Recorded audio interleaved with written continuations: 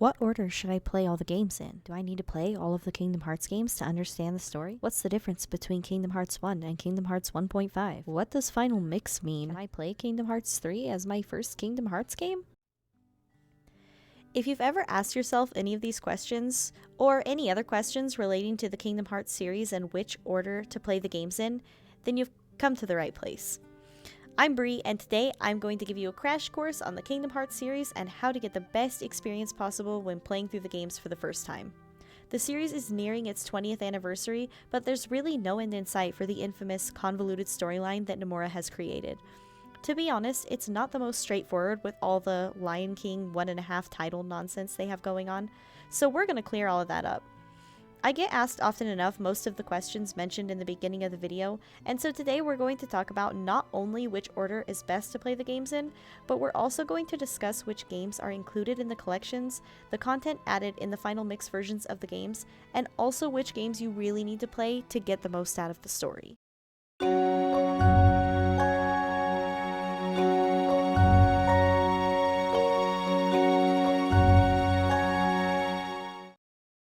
Three Kingdom Hearts games received final mix versions that originally were only available in Japan until they were localized with the HD compilations.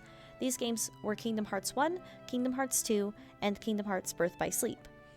The final mix versions of the game didn't change any fundamental parts of the gameplay or stories, but rather expanded upon them with added cutscenes and bosses, and the ability to skip cutscenes in Kingdom Hearts 1 specifically, which was a huge complaint about the original PS2 version of the game.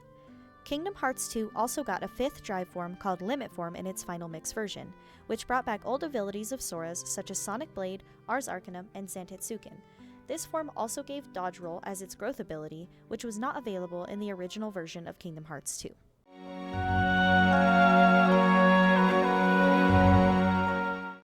I often hear people incorrectly labeling Kingdom Hearts games when referring to the HD compilations.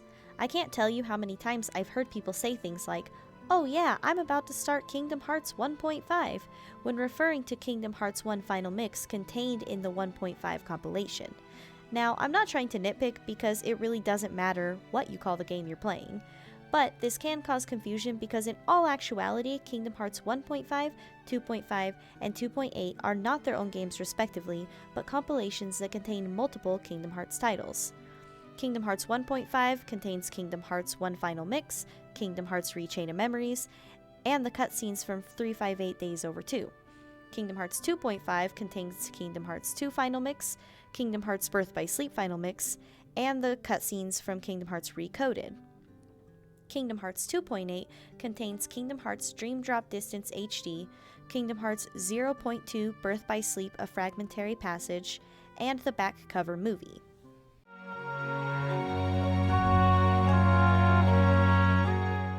This is the order I personally recommend playing the games in, starting with Kingdom Hearts 1 and moving down the line, ending with Melody of Memory.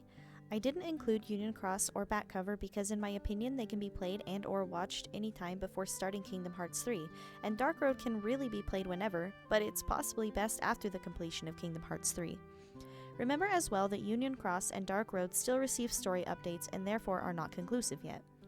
In all honesty, Kingdom Hearts 2 and Kingdom Hearts 358 Days Over 2 can be reversed, and if you go by the order the compilations put the games, Days does come first. Playing Days first provides more clarity for certain characters and scenarios that later are introduced in Kingdom Hearts 2, but it almost kind of feels like it's spoiling parts of Kingdom Hearts 2 in my opinion. If you want a little more mystery concerning Kingdom Hearts 2, I personally suggest playing it before Days, and then Days will answer a lot of the questions that may have arisen in Kingdom Hearts 2. You can pretty much accomplish all that you need to get the entire story prior to Kingdom Hearts 3 within the HD compilations, with the exception of Union Cross. But if a cutscene movie isn't enough for you, Days and Coded can be played in their entirety on the Nintendo DS.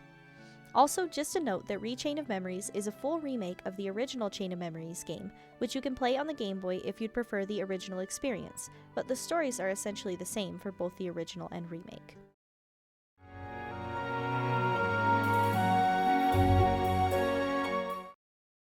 Square Enix has made it very easy for users to enjoy the Kingdom Hearts series without having to buy a handful of games separately with the all-in-one and Story So Far packages.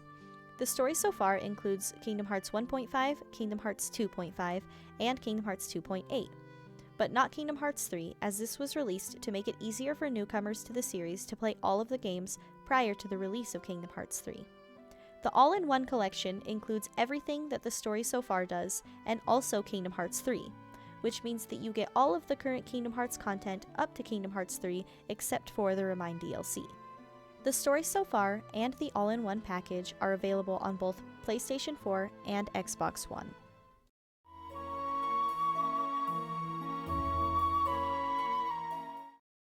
As far as the mobile titles go, they can be very grindy and contain a lot of filler. The reason I suggest knowing the story of Union Cross before playing Kingdom Hearts 3 is that there are certain elements in Kingdom Hearts 3 that will make a lot more sense and feel more special if you know Union Cross's story. Something I recommend if you don't want to take the time to play through them in their entirety is to get the gist of the story through YouTube or something similar. I'll leave links to a few of the videos I've personally watched for story overviews in the description.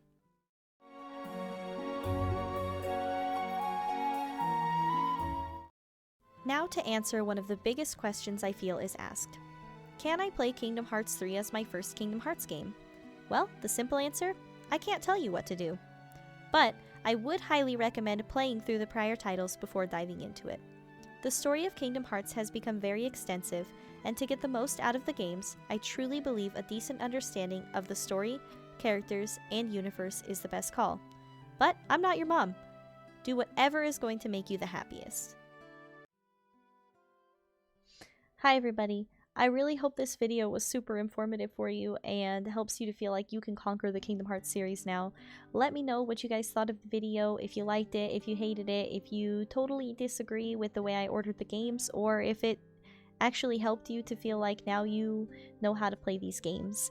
I don't claim to be an expert on the series by any means, but I am very passionate about it, and so I really just wanted to make this video.